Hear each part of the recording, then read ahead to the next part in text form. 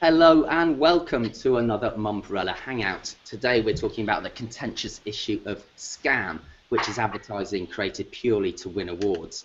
Now, joining me today from the studio in Sydney is Mr. Damien Pincus, who is creative founder of independent Australian agency The Works. Now, Damien co-founded The Works about 12 years ago and has worked for other network agencies, JWT, BBDO, and TBWA. Now, joining us from Singapore is the Regional Chief Creative Officer of Sapient Nitro, Andy Greenaway.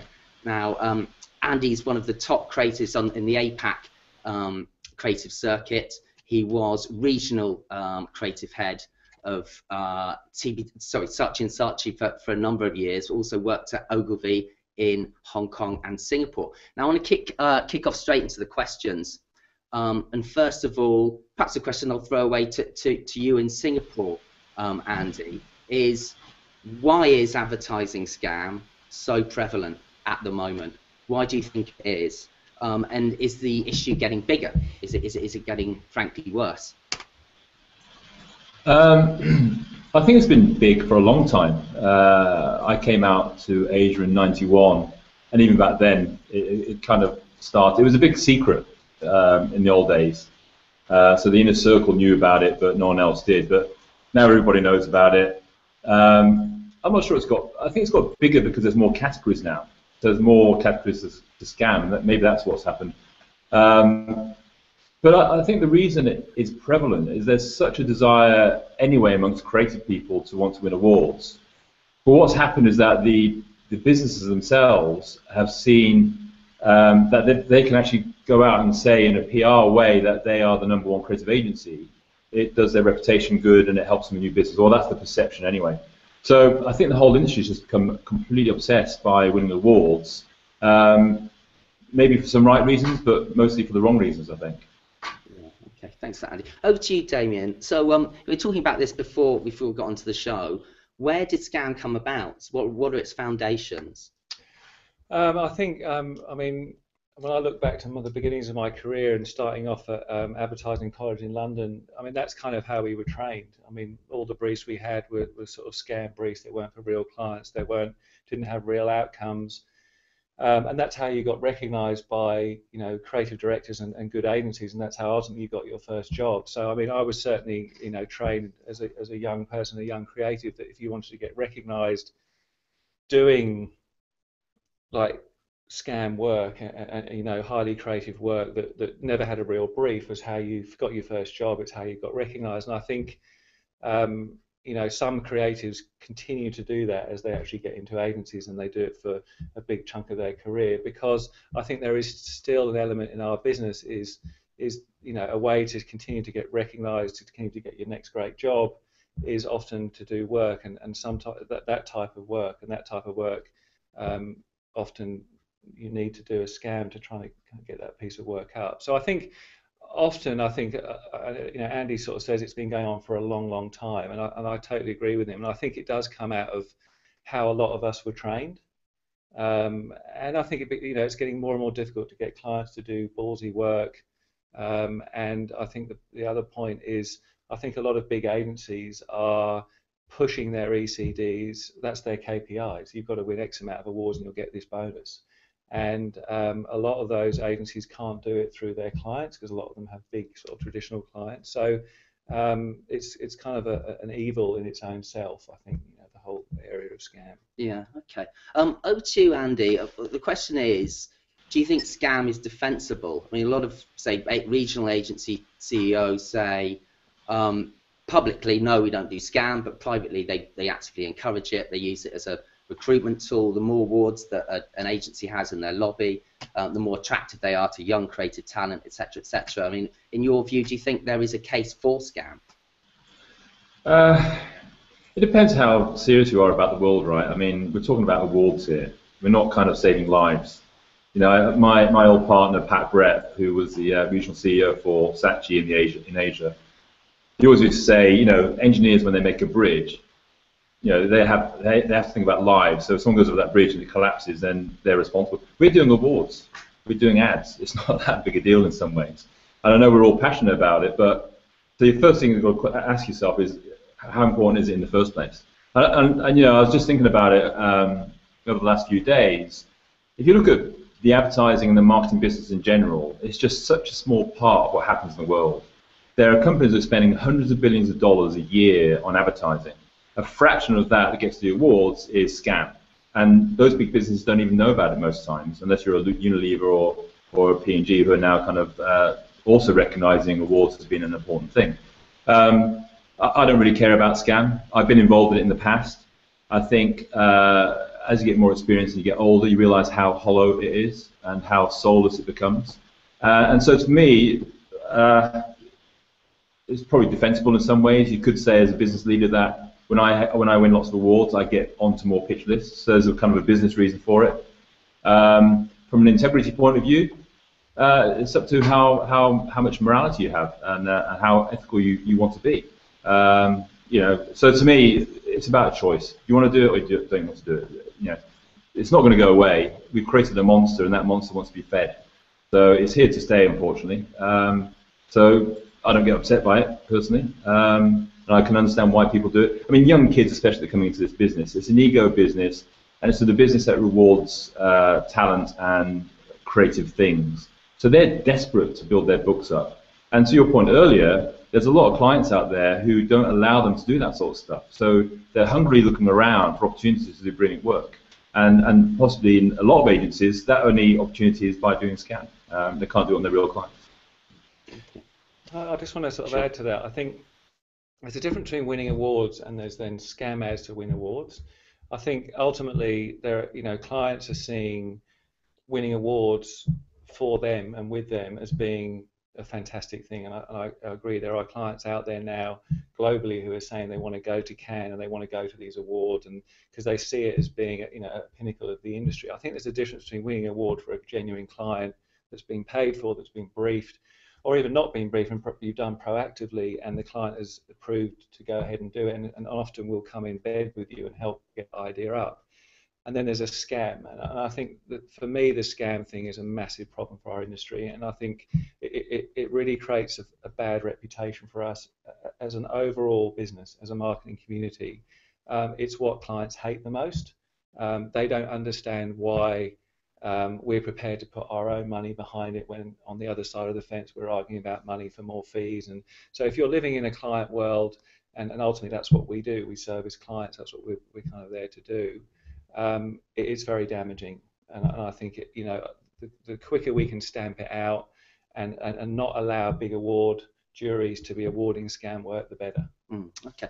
Interestingly, Andy used the word morality. I mean, and so I've heard that before. Another theory that scam is actually a moral issue.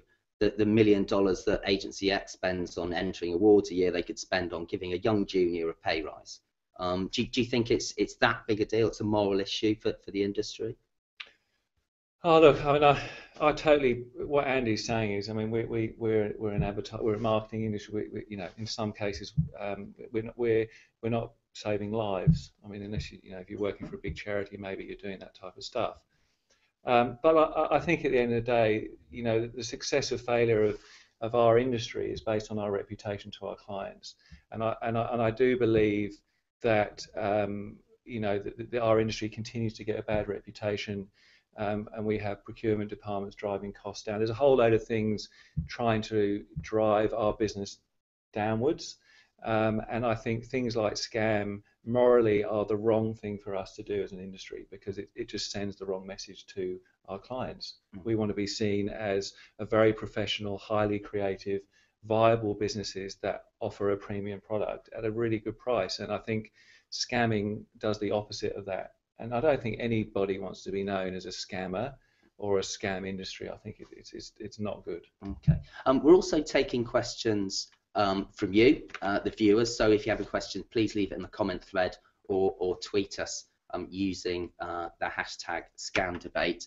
Now, joining us also in the studio from our Sydney studio is Alex Hayes, who's the editor of Mumbrella. Mumbrella's an Australian edition. Sorry I didn't introduce you earlier, Alex.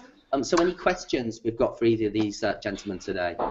Yeah, we do, Robin. We've actually we've got a few questions, and there's a bit of a debate going on both sides actually, sort of starting to kick off. I think sort of first question comes through from Mumbrella Asia, and it's for Andy. You have a very vocal anti-scam stance now. When you worked at some of your other agencies in the past, have you supported, encouraged, or sort of lent your hand to scam ads? Yeah, look, it was part of the culture of the agencies I've been worked with in the past. There was a culture of it, and you get sucked into it because you're a senior person. And you know, the interesting thing for me is that when things go wrong with scam, it's the creative guys that get the chop in the neck. But you know, if you think about it, scam only exists because the business leaders of those agencies are actually supporting it because they write the checks. So if you look at Cannes, you know, the big networks are putting millions and millions of dollars in Cannes every year. That's signed off not by a creative director, that's signed off by a CFO. So scam goes right to the heart of every single business that plays that game. The creative guys are the ones at the front who sort of they're like the target. They're like the point man in the platoon, you know, walking through the jungles of Vietnam. So yeah, look, it's just become a part of the culture of these big businesses, and it's become a business objective to win awards, and basically at any cost is the kind of the rallying cry, really. Okay, Alex, any other questions you've got from social media or in the comment thread? Yeah, we'll go to another one from comment thread. Over the last few years, many creatives have landed top local, regional and global agency jobs based on the awards they won doing scam ads. So it's a question for both of you, I think, is how do you think these have affected the work that clients are getting these days? Over to you, Damien. Do you want to take that one? How does it affect? I mean, look, I think at the end of the day, you know, if you've scammed your way into a big job, I think, you know, I remember years ago when I was at college, Dave Trott talked about, you know, how he got his first job, and he talked about he basically used someone else's book. Dave Trott's obviously a prominent English creative. I mean, that's probably the ultimate type of scam, is using someone else's work to get you a job. But ultimately, he proved that he could do the job. I think that, you know, the challenge for these people who do that is, you know, the clients that pay the bills are often, you know, are not looking for that type of work, and ultimately you've got to prove that you can do great work on a big client. And I think the ultimate testament to the best creative people I know have won awards on really challenging clients. And I think, you know, our job as creative people is not only to come up with great work, but actually to sell it. And there's some great agencies out there who take a lot of pride and actually give the time to the strategy people and the creative people to build up the argument to sell great work. So I think those very, very senior people who've made their careers out of scamming ultimately will get unstuck, because you know, that's a short term. I mean, you probably find with these people, they're probably moved every year or every 2 years. They probably don't stay in businesses for a long period of time, because I think they probably get found out. So, you know, I just don't think it's a great way. And you talked about morality at the start. Morally, I just have a massive issue with it, that you've kind of scammed your way to the top. It's like look at Kim Kardashian. You know, she's done nothing great, but somehow she's making millions of dollars. But no one kind of likes that. It's not very appealing. Okay. Question for you, Andy, is about the role of the clients in scam. I've heard recently that increasingly clients are getting involved and happily signing off work for awards that hasn't necessarily run anywhere. Do you see that as an issue, that sort of rising role of the client in scam to win awards? Yeah, I haven't seen it myself. You kind of hear stuff. My view is that if clients are starting to want to win awards, I think it's probably quite a good thing, because they have to put a certain money behind initiatives to make them to go and fly, right? So I think if clients are getting involved, it's probably not scam, because there's some kind of exchange of money to make this thing happen.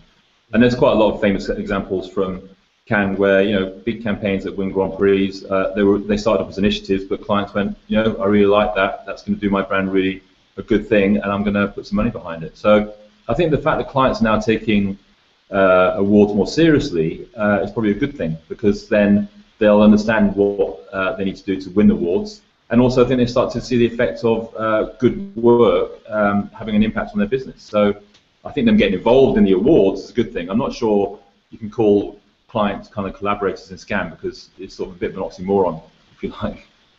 Yes, yeah. Fair point. So over to you again, Alex.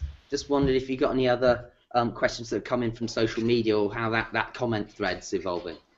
Yeah, absolutely. I think one of the things that's being driven at in the comment thread is around sort of the awards effect, and obviously, scam being created for awards. And so I guess a question would be based around that, basically. Are awards too set up and too designed, too easy to enter scam into? And should we be looking at how things are structured?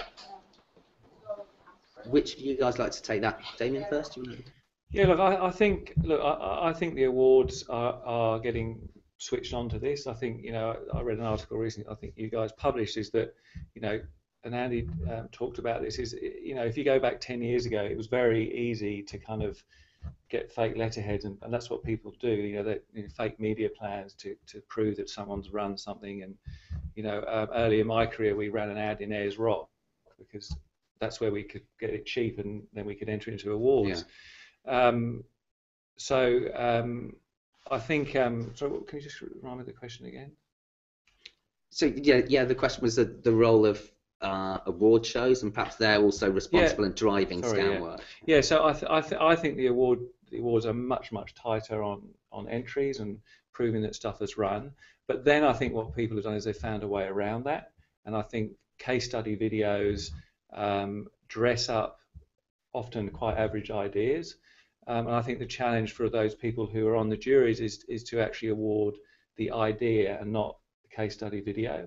I would love to see awards going back to not having to cut videos. I mean, agencies now have to invest in ridiculous amounts of money in these bloody videos. And I think trying to find a way to get back to the purity of the idea that you're judging, rather than how people have written a beautiful case study and shot it and animated it. But I do think that as an industry, people are more aware of it. They don't want to award work that is scam. So I think it's a job for all of us, and I think we all know in the industry what scam is, and what isn't. So I think overall, I think it's improved massively. Yeah, and interesting to your point. We recently spoke to the global chief creative officer of DDB. He said that award shows are judging case study videos. They're not judging ideas and work. On the awards theme, Andy, a question for you.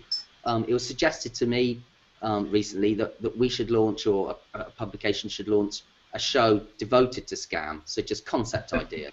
Call it something like the Scammies, to let creatives who are frustrated with the conservatism of their clients and want to do risque work to just go for it and legitimize it. Do you think that's a good message to be sending the industry? Do you think that's a legitimate idea? I think I find it quite funny. I've heard the kind of concept before. I think the funny thing, the psychological thing about scam, which is really weird, is that people do scam but don't want to admit to it. That's the thing, right? They kind of create this illusion that they've actually created an award-winning piece of work and it's real. If you ask them, was that a scam? No, it's a real client. They come with all sorts of excuses as to why it was a real campaign. So I'm not sure how many people will actually enter it, because then they're admitting that they're scamsters, right? So I think you'll get quite a low turnout, to tell the truth. Because also, if they enter your show with scam work and they've said it's a scam, then when it goes into the real shows, everyone knows, right? So they'll get killed. Yes. So I wouldn't invest in that one, Robin. Okay, perhaps another part for now. Over to you, Alex. Again, I just wondered if there's anything interesting going on in the comment thread or on Twitter. Yeah. Yes, we've got Michael O. Kennedy on Twitter, who's tweeted, "What's the protocol for checking scams at big shows?" And points to the example of the Go Outside Radio Cannes Grand Prix, the mosquito buzz-off idea. So, is there much protocol at the moment for checking scam? Perhaps do you want to take that one, Andy? I mean, I don't know. I do know that they. I think there's a mixed bag of jurors on these juries these days. Some are playing the scam game, but there are a lot of guys that are straight up and honest. And you quite often get someone on the jury saying, "I'm not sure that's a real campaign." And then I think the organisation will go out and kind of call the client and do some background checks and ask for media schedules and stuff. I think one of the problems with that is that you can scam a media schedule, and you can also get a client to say it ran as well. So it's hard to check it. I mean, I think the point is that a lot of these shows have an awful lot of scam. I think the promising thing for me is that I can spot them from a mile off. I can tell you. How do you? I can spot them from a mile, but I can tell you what a scam is. But also, I think the ones that win big, they're not scam. They've got scale, and you've seen them in the marketplace. So to me, the scams are winning the smaller ones. The big winners, the big Grand Prix, usually are legitimate, and that's always good to see. So that means that the jurors are actually kind of recognizing that it's not just about the idea, it's about the scale of it as well. Because an idea isn't a big idea unless it's got reach, right? It hasn't got scale. It's not really a big idea because it's not touching anybody. So that's the trend that I'm seeing happening, is that the big winners are usually legit, I think. Yeah. To your point, Andy, about how to spot scams. Sorry, Damien, come to you in a minute. Yeah. What's a telltale sign of a scam ad? I was told once at Cannes, if you look along the print section, you look for in a print ad a visual metaphor for the product and a tiny little logo on the bottom right-hand corner. That's a telltale sign. Any other ways to spot something that is dodgy, that's not real work, that is scam? I think print is especially easy to spot. I mean, half the stuff that wins at Cannes, when do you see that kind of stuff actually running in the marketplace? Especially now, right? I mean, clients cannot afford to run full-page ads with a little logo at the corner and just perhaps a web address. It's just not the way the world works anymore. We know that press is not as efficient as it used to be, so clients are using press in a very different way. So when you see a big picture, little logo, and a little kind of payoff strapline, it's a scam. It's really simple. I know that's a sweeping statement. It might not be completely true, but when I look at the print shows these days, it's just not in touch with reality. We're in 2014 in a digitized world, and we've seen these print ads which seem to be back from the 1990s. Okay, straight away there's something wrong, right? I think in other media it's hard. I think Damien's point about the AVPs, it's really hard to differentiate whether it's just a good AVP or it's a good idea. AVPs, so you can actually get a legit ad that is told in a case study video, but even in that video, people kind of like stretch the truth. I've seen a titanium winner, and I won't name it because that'd be unfair, where they say this campaign could make $500 million, and I know for a fact it only made $10,000, but they use the word could, because then you're actually telling a lie. You're sort of saying it could win $500. So there's all those little tricks as well. So there's various shades of scam as well, right? There's the kind of out-and-out scam, which is completely made up, and then there's kind of legit work, which is kind of embellished to make it look better than it actually is.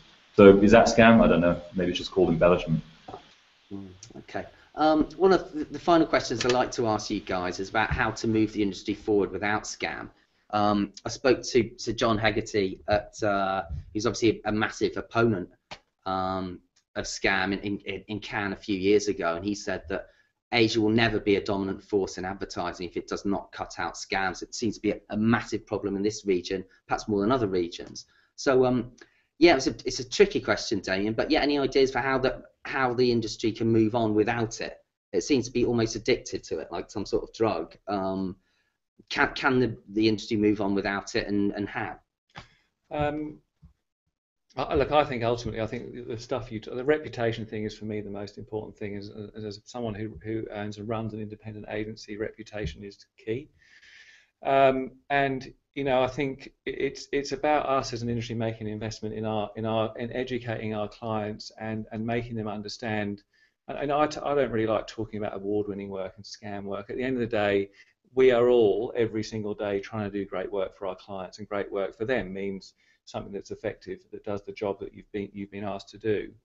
And I think Andy talking about more and more clients going to Cannes, that's part of those clients making the effort to actually get educated about what good work is, and all clients know it's getting more and more difficult to get seen, to get recognized, to get your piece of work out there. Therefore you really have to stand out creatively, and I think that's what ultimately clients get and understand. And I think the more we can do to educate those people, again, just going back to my early training with the Dave Trott sort of thing, where he was, you know, he does a very good blog. I remember him always saying that the creators had X amount of time to crack an idea. You then had to give the strategy and the account service people at least a week to build up the argument to sell that idea to the client. And they sold some of the best work in the world. They were doing a great award-winning work.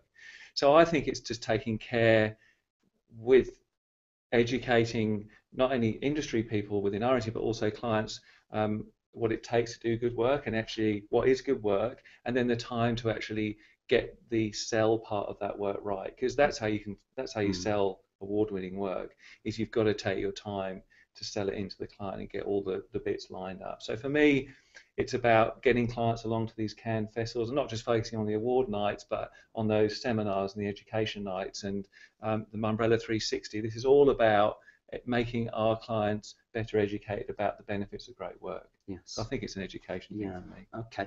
What's your view on this then, Andy? How can the industry move forward without scam?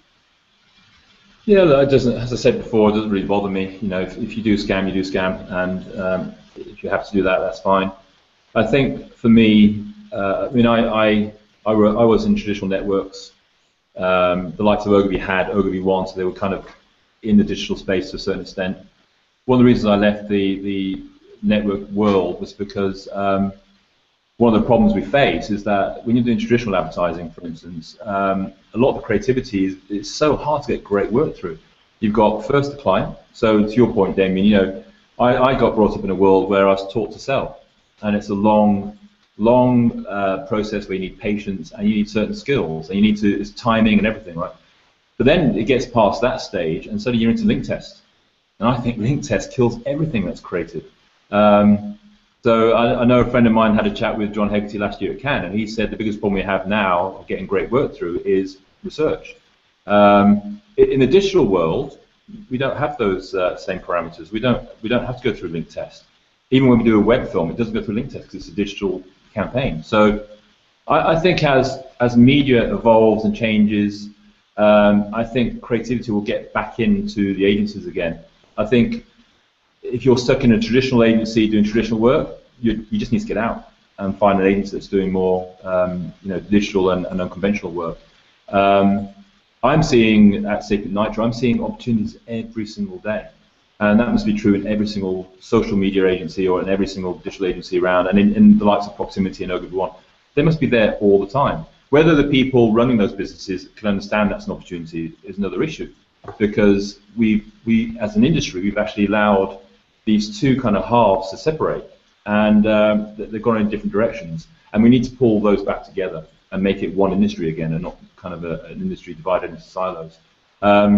I think we're going to enter a new era of amazing creativity as technology pushes forward and breaks boundaries. So I think naturally people will not have to go looking for scam opportunities. I think real opportunities will start sort of popping their head up. So over the next 2, 3, 4 years, I think there'll be less reliance on scam, and people will be going for the right opportunities, real opportunities. Okay. Perhaps we've got time for one more question. Can I just go over to you, Alex, to see if we've got anything in the comment thread or on social media? Yeah, it's going to be one from me, actually, Robin, because obviously, you know, scam, we've been quite negative about it, but it does produce some really fascinating and interesting ideas. So my question to you guys is, what's the best bit of scam you've seen? Perhaps you first, Damien. You seen any good initiative work that you can share? I mean, look, I was talking about this before. I mean, I find it difficult to recollect work recently that I look at and go, there's a genuine scam piece of work. I mean, we see a lot of really interesting work every day, and we sit in our office, and the challenge for us is to try and sell that work to a client. I can't think, you know, straight off the top of my head of a great piece of scam work. There's lots of work that I can think of that I wouldn't want to name that I look at and go, well, fuck, that's probably on the edge of being a scam. Yeah, and maybe Andy, you know, you might have some work that you've seen more recently that is what I would call genuine scam work. Yeah. I don't actively look for it, so And also, I'm not prepared to put my neck on the line and get a court case thrown against me. I think the positive thing is that the stuff that sticks in my mind isn't scam. That's the positive thing. I mean, it was really easy to spot the scam print ads in Singapore because everyone would put their ads into Juice or whatever, the IS magazine, a month before the award shows came up. But now it's digital and it's a lot of web film and content and social stuff. It's hard to spot them, to tell the truth. In a natural environment anyway, you'd have to actively go out there looking for them. So I can't answer that question, unfortunately. And I wouldn't dare upset someone by saying something's and being proven to be wrong. That'd be a really bad thing. Fair enough, fair enough. Yeah, indeed, that's the contentiousness of the issue. People don't want to own up or point to stuff being scam. Well, that's all time we have for this week's Mumbrella Hangout. So thanks very much to Mr. Damien Pincus and Andy Greenaway in Singapore.